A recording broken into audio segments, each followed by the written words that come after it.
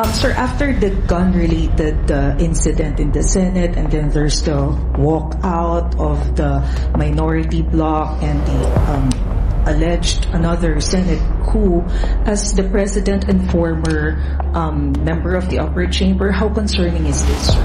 Very. I watched with horror that this is the Senate, that the Senate has become this. I look at my other fellow senators. Madalas kaming nagtitinginan ni E.S. Ralph kasi ganyan ba tayo nung senador tayo? Meron ba tayong ganyan na ginagawa? Hindi tayo ganyan. Paano nangyari? Yung Senado hindi na kagaya nung panahon natin. Dahil nagpe-personalan na eh. Naging personal, ang babaw na ng usapan. Dahil ang kwento ko nga, yun ang kwento namin. Meron mga senador na pagka meron kami pinag-uusapan na sa trabaho, hindi kami nag-agree talaga. At saka tatayo, mag-interpolate, at saka yung interpolation talagang mabigat, at saka well-studied and no-holds-barred interpolation. Pero after pag-upo namin, magkakape naman kami, kakain kami ng magkasabay. Hindi personal. It's about work. It's not about personalities. Nagbago eh. Tapos, narating pa tayo sa putukan. Tapos, fake pala yung putukan. Tapos, hindi ko maintindihan.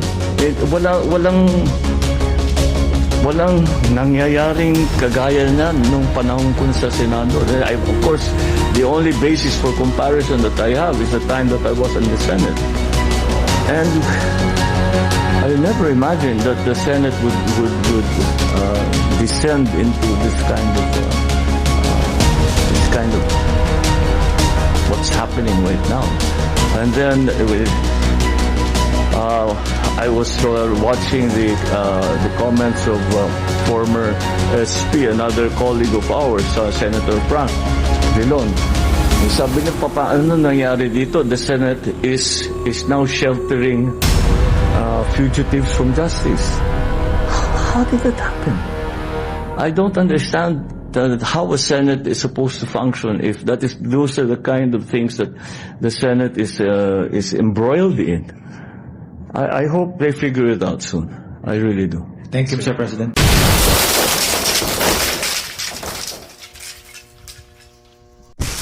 The next question. You have a follow-up question? Yes, sir. Just one quick follow-up. Kasi, sir, there are also concerns na because of the series of cases filed to some of the senators that are part of the majority bloc, including Senator Amy, she said that, maybe the majority 13 is being targeted. Are they? Is being? Targeted. So, Look, are they? almost a year ago, ang sinabi ko sa taong bayan, kailangan malaman ng buong taong bayan ang katotohanan. At nung kami ay pinag-aaralan ng Ombudsman, ng Department of Justice, lahat ng mga aligasyon na dumating dahil sa flood control, maraming nagsasabi, bakit wala pang nangyayari? Bakit wala pang nangyayari? Bakit ang tagal ninyo? Namimili lang yata kayo kung sino yung i-prosecute ninyo. Ngayon, nandito na. At dahan-dahan lumalabas na ang katotohanan. At dahan-dahan na. At ang pinakamaganda, kung talagang may kaso, kung sila ba naman ay walang ginawang mali, ay lalabas naman yan sa pagsusuri ng paghusga. At kaya naman, eto na yung mga ang hinihingi sa amin ng tao. Alamin nyo, ilabas ninyo lahat ng katotohanan. Ito ang ating ngayong ginagawa. Hindi pa tapos ito. Patuloy pa ang investigasyon. Patuloy pa ang mga pag-imbestiga at pag-aaral at sa intelligence and information gathering tungkol sa mga iba't ibang aligasyon kung kani-kanino pa. Hindi ko alam kung paano napunta na sinasabi na yung majority ngayon ang tinatarget. Dahil kung tutusin ninyo, hindi sila majority noon. So, that does not apply. It was because of the allegations that were made and the investigations that were conducted upon learning of those allegations against kung sino man. And kung ano man ang naging alignment sa Senado, walang kinalaman yun. Ito pa rin ang mga tao na lumabas ang mga pangalan doon sa, kung titignan ninyo, ano ang kung saan pinagbabasihan lahat itong mga ito, ay doon sa testimonya sa Blue Ribbon Committee. Doon naman lumabas lahat ito. So, binigay ng Blue Ribbon Committee sa Ombudsman at sa DOJ ang mga findings sila. Ito ang naging resulta ngayon. So, it has nothing to do with the alignment. Kung magbago yan, the alignment is different again tomorrow. Hindi, I'm not saying it will be. But if the alignments are different again in terms of the majority, paano mo sasabihin pag nagbago na naman yan? So, walang kinalaman yung majority, minority sa Senado. Ito ang dahil sa resulta ng mga investigasyon ng Blue Ribbon Committee at ang iba't ibang ahensya ng pamahalaan. Thank you, Mr. President. Thank you. The next question from Alexis Romero, Philippine Star.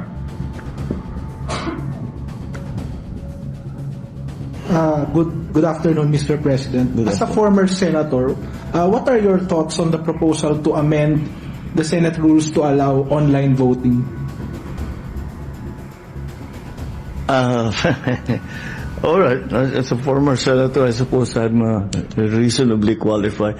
I disagree with that. I understand that we had to do it in COVID because there was a health risk.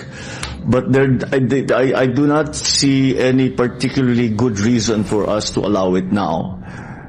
It seems to only be applicable to Senator Bato, para makaboto si Senator Bato dahil nagtatago siya. Now, for someone who is actually a fugitive from justice, na hinahanap ng pulis, na hinahanap ng Interpol, at may arrest warrant galing sa ICC, palagay ko, hindi siya dapat magbumoto. Hanggat dumating siya dun sa Senado. Kung he's willing to take the risk like he did the last time, ay ibang usapan yun. Basta't nandyan siya. So, it has been the long-standing tradition of the Senate is that you are not physically present on the floor when a vote is taken, that you cannot in fact vote. Again, COVID gave us a different outlook in terms, because we were concerned about health and safety at that point. We do not have those concerns now about health and safety. Okay, follow-up lang, Mr. President. You touched on it slightly na, but I will ask it anyway. There are notions that the electronic voting will enable senators facing charges to evade accountability or even arrest. Do you share the same concern? I never really thought about it in those terms. Ang para sa akin is that simple lang ang question. Dapat bang bumoto ang senador kung hindi siya sumipot? Sa akin palagay, hindi dapat. Kung talagang importante siya makaboto, dumating ka sa Senado. Thank you, Mr. President. Next question from Rafi Ayeng, Daily Tribune. Good afternoon, Mr. President. Your critics, particularly your sister, Senator Amy Marcos, are accusing you of conniving with the House of Representatives and Senate for a constitutional assembly that would extend your term via no election scenario. You already addressed this earlier, Mr. President, by means of a facial expression only. May we officially get an explanation or comment on this issue, and can you elaborate on that eye roll? I don't know. I mean, she should fire her staffer who gave her that information. Because, that fake news hurts everyone. Not only those that fake news is attacking, but also those who are purveying that fake news. The purveyors of fake news are also damaged by this kind of. So she should choose her sources of information better. Because the truth of the matter is, we have never at any point even spoken about this anywhere with anyone at any time. So I don't know. I mean, it is, well, That's kayo, nasa media kayo. Alam naman ninyo ang nagiging epekto ng fake news. Yan. That's a perfect example.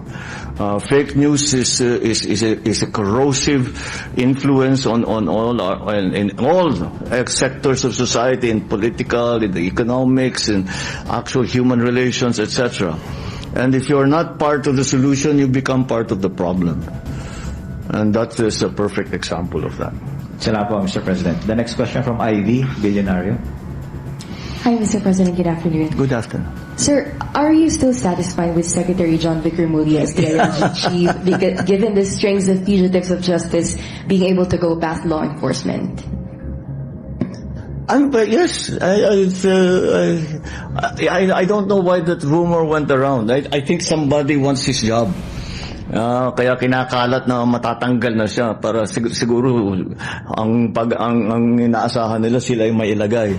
Pero wala kami pinaplano na gano'n. The only latest change in the cabinet was in Dole.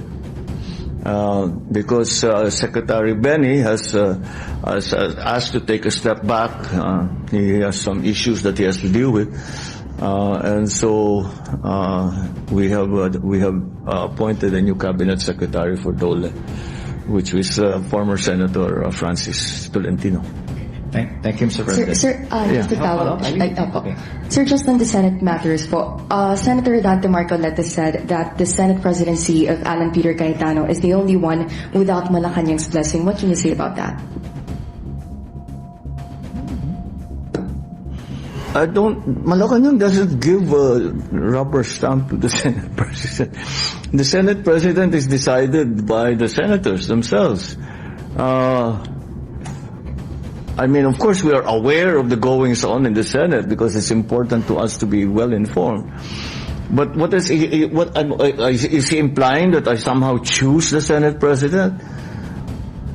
I think you ask any senator, ask me as a former senator, I will laugh in your face because that's simply not true. Utusan mo yung senador na ito yung buboto mo.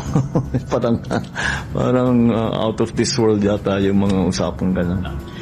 Salamat po, Mr. President. We have last two questions, Mr. President, from Evelyn Quiroz of Filipino Mirror.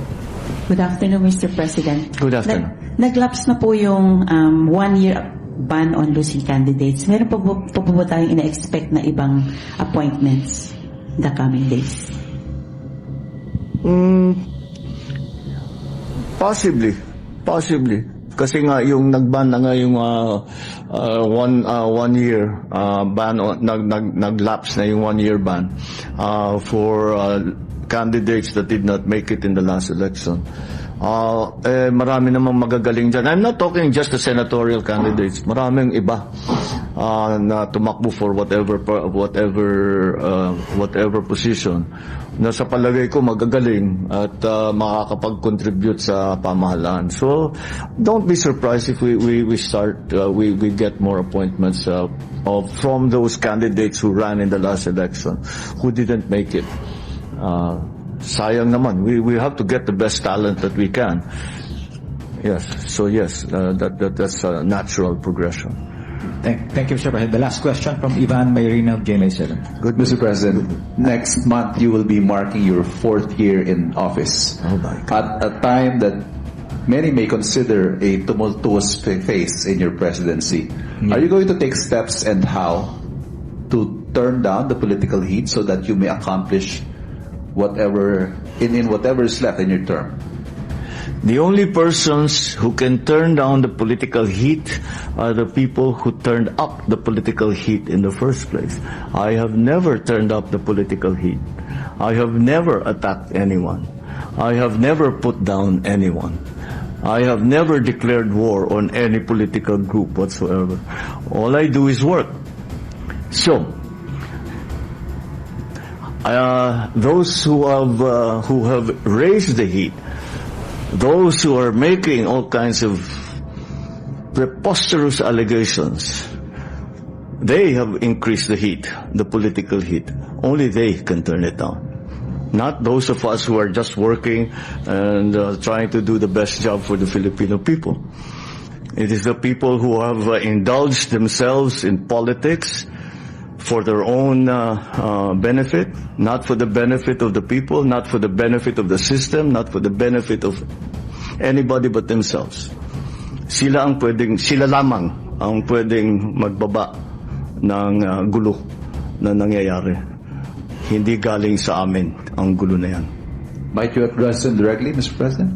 Who are you referring to? Oh, come on, there are many.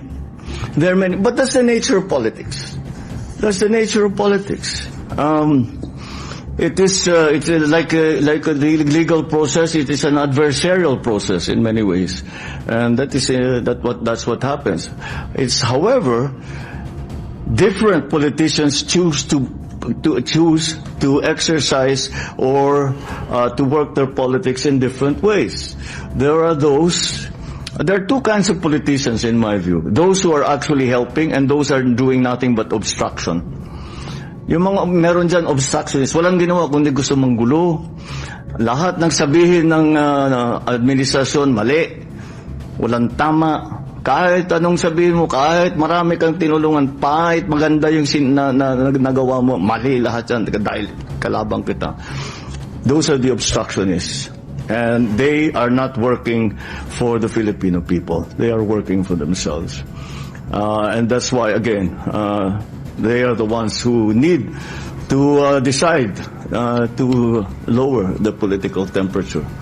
Because although I don't know if they will actually do that. But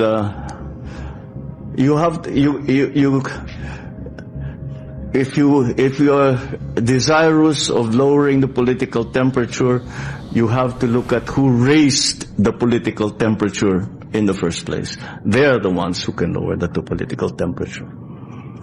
Okay, maraming salamat po, Mr. President. Thank you, ladies and gentlemen of the Malacanang Press Corps. That concludes our press conference. Maraming salamat.